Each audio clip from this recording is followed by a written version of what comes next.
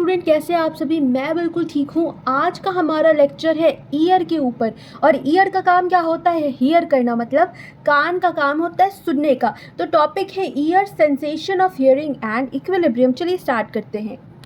तो काम क्या होता है कान का? सबसे पहले तो सुनना होता है, ठीक है। और कान भी जो है वो हमारे 3 पार्ट्स में डिवाइडेड होते हैं, एक्सटर्नल, मिडिल और इंटरनल, ठीक है। तो एक्सटर्नल जो आप देखते हो बाहर से, वो बिल्कुल ऐसे होता है, ठीक है। तो जो एक्सटर्नल ईयर होता है, पिन्ना या ऑरिकल कहते हैं उसको, उसका भी एक काम होता है। आमतौर पे आप सोचते होगे यार ये क्यों है, ये एक्स्ट्रा क्या है हमारे फेस पे, हमारे स्कल के ऊपर। तो इसका एक काम होता है, इसे पिन्ना कहते हैं या ऑरिकल कहते हैं, जो कि फनल शेप्ड का होता है। कौन से शेप्ड का? Funnel shaped organ.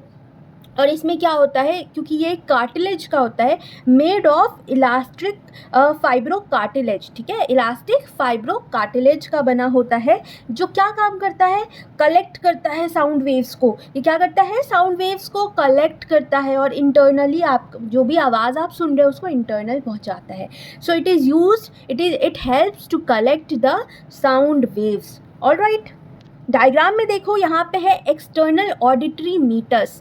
इसका भी एक काम है, ये चैनल होता है। क्या होता है? चैनल, छोटा सा चैनल होता है जो स्किन की इसमें लाइनिंग होती है। और कभी कभी देखो आपको कान में इरिटेशन होता है तो आप क्या करते हो, क्यूटिप या फिर ईयरबड से वैक्स निकालते हो ना जहाँ पे, तो वो वैक्स मतलब वो कान की जो गंदगी होती है इसी चैनल में सेक्रीट होती है, इसी चैनल में वो वैक्स बनता है, ठीक है। तो इसको क्या कहते हैं? ऑडिटरी मीटर्स, ठीक है। It conveys the vibration of sound to the tympanic membrane. ये क्या करता है? जो भी वाइब्रेशन, जो भी आप आवाज़ सुन रहे हो, जो भी साउंड है, उसके वाइब्रेशन को टिम्पैनिक मेम्ब्रेन, देखो डायग्राम में है टिम्पैनिक मेम्ब्रेन, उसी वहाँ तक वो पहुँचाता है। External auditory meatus tympanic membrane को हमारे साउंड का वेव्स, साउंड्स के वाइब्रेशन को पहुँचा रहा है, ठीक है। तो यहीं पे क्या होता है ना, आपको थोड़ा सा जब वैक्स वगैरह कान में आ जाए, बड़े सावधानी से उसको क्लियर कीजिए, या फिर किसी अच्छे डॉक्टर से,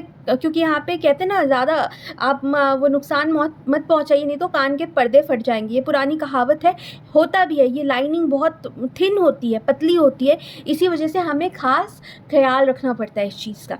चलिए, पहले हमने देखा एक्सटर्नल, ये क्या था? एक्सटर्नल मैंने एक्सप्लेन किया। अब आते हैं मिडिल ईयर, यानी मतलब टिम्पैनिक कैविटी जो अभी बताया वो मिडिल ईयर के अंदर आता है। तो टिम्पैनिक कैविटी के बारे में पढ़ते हैं।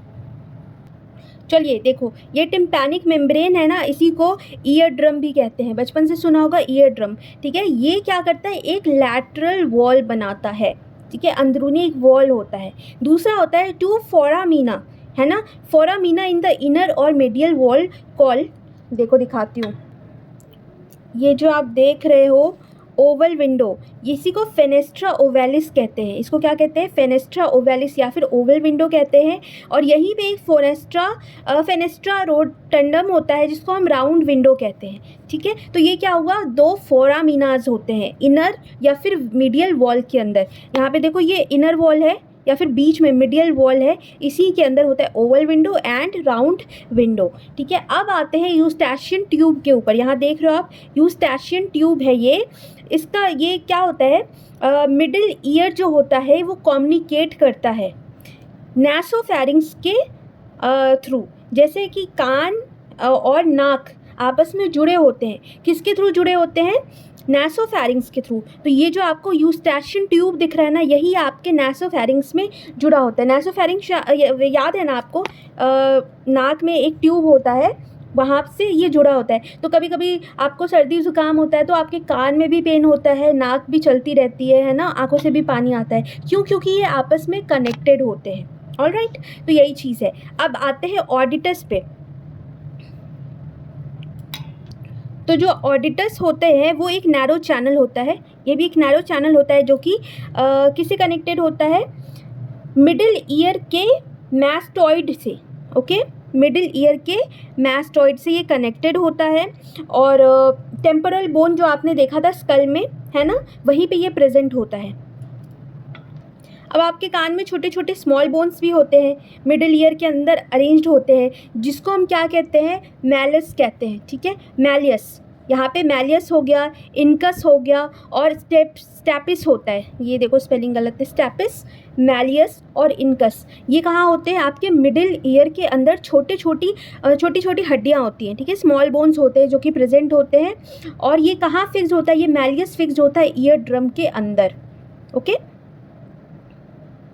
और जो मैलियस का जो हेड होता है वो इनकस के साथ कनेक्टेड होता है यहाँ पे, और इनकस जो है वो किससे कनेक्टेड होता है? स्टैपिस पे।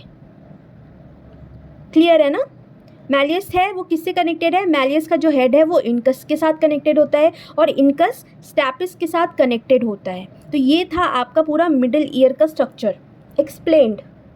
अब पढ़ेंगे इंटरनल ईयर। ये जो आप गोल गोल देख रहे हो ना, ये पूरा इंटरनल पोर्शन है, इसके बारे में अब पढ़ते हैं। आई होप आपको मिडिल ईयर तक कोई प्रॉब्लम नहीं है। कोई भी प्रॉब्लम हो कमेंट बॉक्स में मुझे बताना, मैं आपको एक्सप्लेन कर दूंगी फॉर श्योर। तो आइए आते हैं इंटरनल ईयर के अंदर। डायग्राम को अच्छे से देखो, ये है आपका इंटरनल ईयर, ठीक है।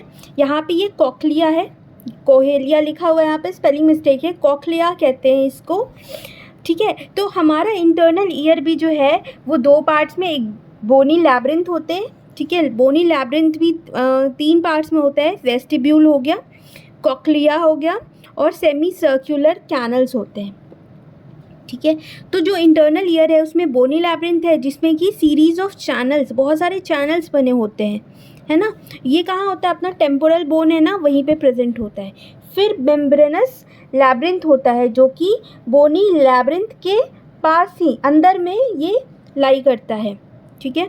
और ये जो मेम्ब्रेनस लैब्रिंथ है वो किस चीज़, उसमें क्या भरा होता है? एक फ्लूइड भरा होता है उसके अंदर। उस फ्लूइड को कहते हैं इंडोलिम्फ, ओके। इंडोलिम्फ भरा होता है, वो एक फ्लूइड होता है कान को बैलेंस रखने के लिए, एक फ्लूइड होता है कान में, ठीक है। अब आते हैं, जैसे मैंने बताया बोनी लैब्रिंथ भी 3 पार्ट्स में होता है, वेस्टिब्यूल, ये रहा वेस्टिब्यूल, कॉक्लिया, ये रहा कॉक्लिया। ये क्या काम करता है पता है? ये सुनने का काम करता है, गोल गोल जो है ये ऑर्गन ऑफ हियरिंग, ये साउंड वेव्स को क्या करता है? ये सुनने में हेल्प करता है। फिर सेमी सर्कुलर कैनल्स हो गया यहाँ पे, ये इक्विलिब्रियम, कान को बैलेंस रखने में ये मदद करता है। क्लियर है? सो वेस्टिब्यूल और कॉक्लिया अच्छे से बुक में आप सब देख लेना, मैंने ऊपर से एक्सप्लेन कर दिया है। मेन इंपॉर्टेंट चीज़ है मैकेनिज्म ऑफ हियरिंग, ये क्वेश्चन आता है और इसके साथ आप डायग्राम ज़रूर बनाओगे एग्जाम में, ठीक है। कान का डायग्राम बहुत ही अच्छे से बनाओगे, फुल मार्क्स मिलेंगे आपको, प्लस मैकेनिज्म ऑफ हियरिंग ये समझना बहुत ज़रूरी है। तो पिन्ना जो बताया था ऑरिकल, वो हमारे साउंड वेव्स को, आसपास कोई भी साउंड है उसको क्या करता है? वो कलेक्ट करता है, ठीक है। आसपास एयर में, सराउंडिंग में, इन्वायरमेंट में कोई भी साउंड है उसको कौन कलेक्ट कर रहा है? पिन्ना या फिर auricle. The external auditory meters directs these waves to the tympanic membrane which then vibrate। बताया जो ऑडिटरी मीटर्स है वो क्या करता है? उस साउंड वेव्स को टिम्पैनिक मेम्ब्रेन तक पहुंचा देता है और वही साउंड वेव्स अपना वाइब्रेशन जो है वो क्या करता है? प्रोड्यूस करता है। Then the vibration are transmitted, जो भी वाइब्रेशन है वो कहाँ ट्रांसमिट हो रहा है?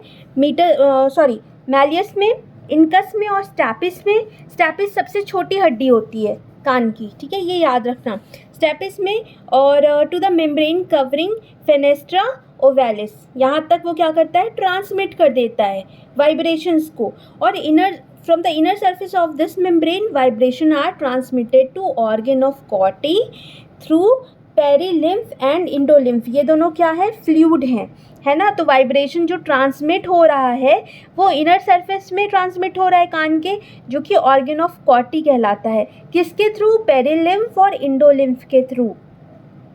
अब देखो, जो भी ऑर्गन ऑफ कॉटी है वहाँ पे the impulses are carried to brain, okay. जो भी इम्पल्स है, जो वाइब्रेशंस है वो कहाँ जा रहा है? Brain stem through cochlear portion. बताया था ना, कॉक्लियर जो ऐसे गोल स्नेल लाइक जो स्ट्रक्चर था उसके थ्रू हमारा जो भी वाइब्रेशंस है वो ब्रेन स्टेम में जा रहा है, ओके। 8th नर्व के थ्रू, 8th नर्व जो हमारे है उसके थ्रू ये इम्पल्स पहुंच रही है। अब नेक्स्ट जो पॉइंट है वो the fibres are then carried to auditory centre of the brain which is present in temporal lobe of the opposite side. और वही फाइनली जो ऑडिटरी सेंटर है हमारे दिमाग में, वहाँ पे ये जा कर के पहुँचती है, तब हमारा ब्रेन जो है वो सिग्नल ओके करता है और हमें सुनाई देता है। सी, इतने मैकेनिज़म्स होते हैं सुनने के लिए, और हमें क्या लगता है बस बज रहा है और हम सुन रहे हैं। देखो, सबसे पहले तो वो चीज़ें हमारे दिमाग में जा रही है, कैसे उसका मैकेनिज़्म हो रहा है विद इन सेकेंड्स, है ना, milliseconds, microseconds, just mind blowing things are happening all around our body. ठीक है, सो चलो ये आपका मैकेनिज़्म ऑफ हियरिंग हो गया। अब मैकेनिज़्म ऑफ इक्विलिब्रियम से फटाफट से कर लेते हैं। तो movement of head of alteration in its position produce movement of endolymph present in the semicircular canal. बताया कि हमारे कान के जो इंटरनल पोर्शन है उसमें क्या होता है, इंडोलिम्फ प्रेजेंट होता है। ये क्या है, एक फ्लूइड होता है, कहाँ, सेमी सर्कुलर कैनल में, है ना। अब जो मूवमेंट होता है इंडोलिम्फ का, वो क्या कर रहा है, नर्व की एंडिंग को स्टिमुलेट कर रहा है। कहाँ होता है वो नर्व के एंडिंग्स, एम्पुली में होते हैं। ओके, और यही इम्पल्स जो है वो कैरीड करता है हमारे ब्रेन में, brain through the vestibular portion of eighth nerve.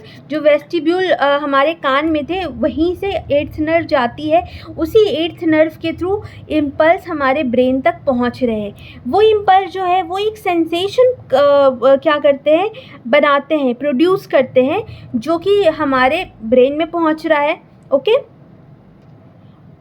Brain में पहुंच तो रहा है, साथ में ये क्या कर रहा है, हमें कॉन्शियस कर रहा है, पोजीशन ऑफ द हेड को कॉन्शियस कर रहा है।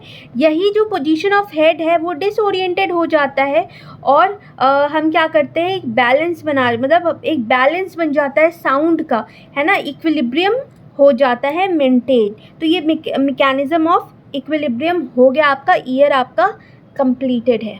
सो आई होप आपको आज की लेक्चर पसंद आई होगी। पसंद आई हो तो एक लाइक ज़रूर कर देना, कमेंट ज़रूर कर देना कि इसमें आप मुझे पसंद आई। फिर मिलते हैं नेक्स्ट वीडियो में, तब तक के लिए बाय बाय।